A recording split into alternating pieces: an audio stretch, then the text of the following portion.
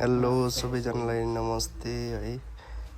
उहाँ चाहिँ हाम्रो कैलालीको पवेरा भन्ने ठाउँको एकजना वैद्य अङ्कल हुनुहुँदो रहेछ। उहाँले चाहिँ यो हाड जोड्ने भयो, नसा सड्केको चाहिँ उपचार गर्नुहुँदो रहेछ। अनि यस ठाउँमा म पनि गएँ है। उहाँले चाहिँ जे होस् नसाहरू छामेर पत्ता लगाउने र त्यो सड्केको मड्केकोलाई चाहिँ सही ठाउँमा ल्याउनुहुँदो रहेछ। उहाँकोमा चाहिँ एक दिनमा केही नभए पनि नर्मल 40-50 जना चाहिँ आउनुहुँदो रहेछ। जे होस् धेरै टाढा टाढादेखि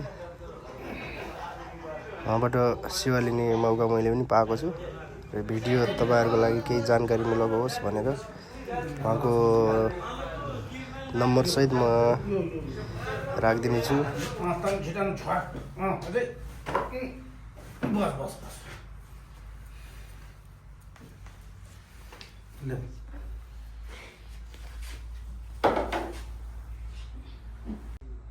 बुवा नमस्ते। नमस्कार हजुर। नमस्कार। हजुरको शुभ नाम? रामदास कठरिया। यो चाहिँ कुन ठाउँ पर्यो गरे यो कैलाली गाउँपालिका वार्ड नम्बर 5 पवेरा। ए हजुरले यो सम्बन्धी काम गर्न कति वर्ष भयो नि? यो मेरो लगभग 40 वर्ष भइगयो हजुर यो काम गर्दाखेरि। अनि यो काम चाहिँ कसरी सिक्नुभयो?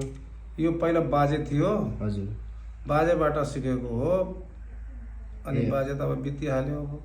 ए सानोबाट बाजे सानैदेखि म गरिरहेको छु। आज देख्यो होइन कि बहुत सानोदेखि गरिरहेको छु। भने चाहिँ अहिलेसम्म जे होस् धेरै व्यक्तिलाई आजसम्म त अहिले कोही यस्तो मेरो हातबाट त कोही त्यस्तो भएको छैन।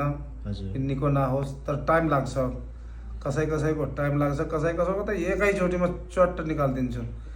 यस्तो हुन्छ जति नयाँ त्यति राम्रो, जति पुरानो त्यति गाह्रो हुन्छ, त्यति टाइम लाग्छ हजुरलाई। ए नयाँ भयो नि त्यो हजुर हजुर।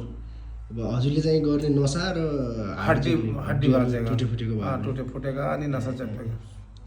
जे होस् हजुरको आएर उपचार लिने व्यक्तिहरू धेरै हुनुहुन्छ। हजुर हजुर। अरे मान्छे त अब के भन्ने, अब कमसेकम 100-200 मान्छे डेलीका डेली। ए म पनि अहिले अब सुर्खेतदेखि आयो होइन, उपचार गरेँ केही एकै सर्टमा अलिकति धेरै रियलाइज भयो, अलिकति सन्चो भयो जस्तो। फेरि मैले 1-2 दिन देखाउँछु हजुरलाई। ल राम्रोसँग उपचार गरिदिनु पर्ला। ल सबैजनाले हजुर। एकदम उहाँ चाहिँ अहिले एकदम मिडियामा भाइरल हुनुभएको छ होइन, त्यही भएर म पनि यहाँ आइपुगेँ।